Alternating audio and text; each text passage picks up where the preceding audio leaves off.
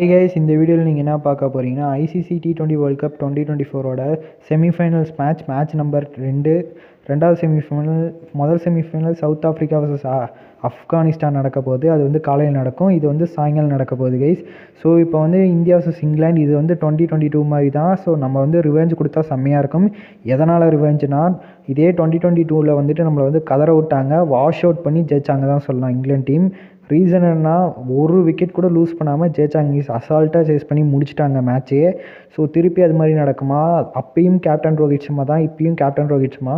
So இப்போ வந்து Rohit Sharma revenge எடுப்பாரா? So பார்ப்போம் என்ன நடக்க போகுதுன்னு.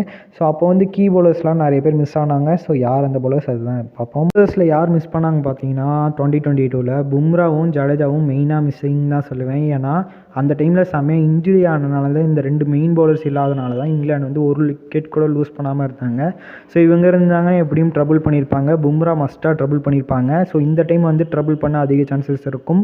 ஸோ இந்த டைம் பார்த்தீங்கன்னா மெயின் பவுலர்ஸ் நம்ம கருதப்படுறது குல்தீப் யாதவ், ஜஸ்பிரீத் பும்ரா மற்றும் ஜடேஜான்னு தான் சொல்லுவேன். ஸோ ஜடேஜா இங்கிலாந்து டீமை கதற விடுவார் தான் நான் சொல்லுவேன். ஏன்னா இந்த வருஷம் T20 வேர்ல்டு கப் அவருக்கு அந்த அளவுக்கு அமையலை. ஸோ பேட்டிங்கும் சரி, ஃபீல்டிங் மட்டும்தான் ப்ராப்பராக இருந்தார். பேட்டிங் பவுலிங் அந்த அளவுக்குலாம் இல்லை கைஸ். ஸோ இந்த வருஷம் பவுலிங்கில் வெயிட்டாக காட்டணும்னு சொல்லுவேன். ஸோ இந்த மேட்ச்சில் வந்து இவரோட பர்ஃபார்மன்ஸ் கொஞ்சம் ஹையாக தான் இருக்கும்னு சொல்லுவேன் கைஸ். ஸோ இதில் அடுத்து பார்த்தீங்கன்னா குல்தீப் யாதவ் ஒரு பிக் மேட்ச் பிளேயராக பர்ஃபார்ம் பண்ணுறாரு. அது இல்லாமல் பிக் டீம்ஸ்க்கு அகேன்ஸ்டாக தான் செம்மையாக பர்ஃபார்ம் பண்ணுறாரு. ஸோ இந்த டைமும் பர்ஃபார்ம் பண்ண அதிக சான்சஸ் இருக்கும். ஸோ இவங்க தான் என்னோட 3 கீ பவுலர்ஸ்ன்னு சொல்லுவேன் இந்த மேட்ச்சில், ஸோ இந்தியன் டீமில். ஸோ இப்போ அடுத்து வந்து பேட்டர்ஸில் யார் செம்மையாக பர்ஃபார்ம் பண்ணுவாங்கன்னு சொல்லிடுறேன் கைஸ்.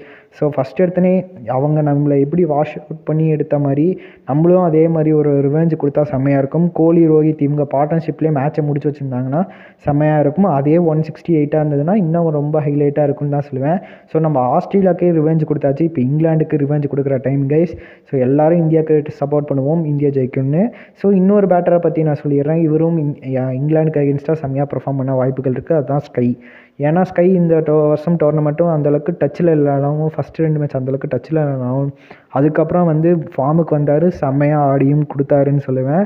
ஸோ இவரே தான் இந்த மேட்ச்லேயும் செம்மையாக ஸ்ட்ரைக் பண்ண அதிக சான்சஸ் இருக்குது. ஏன்னா இந்தியா vs இங்கிலாந்து மேட்ச்சில் எப்பயுமே ஸ்கை நிறைய டைம் பர்ஃபார்ம் பண்ணி கொடுத்துருக்காரு. ஸோ இந்த டைம் இவர் பர்ஃபார்ம் பண்ணி கொடுக்க அதிக சான்சஸ் இருக்கும். ஸோ பார்ப்போம் என்ன நடக்க போகுதுன்னு இந்த மேட்ச்சில். ஸோ என்னோடய சப்போர்ட் இந்தியாவுக்கு கைஸ். உங்கள் சப்போர்ட் யாருக்கு மறக்காமல் கமெண்ட் பண்ணிட்டு போங்க. ஸோ அவ்வளோதான் கைஸ். இந்த வீடியோ பிடிச்சிருந்தா உங்கள் ஃப்ரெண்ட்ஸ் அண்ட் ஃபேமிலிக்கு ஷேர் பண்ணுங்கள்.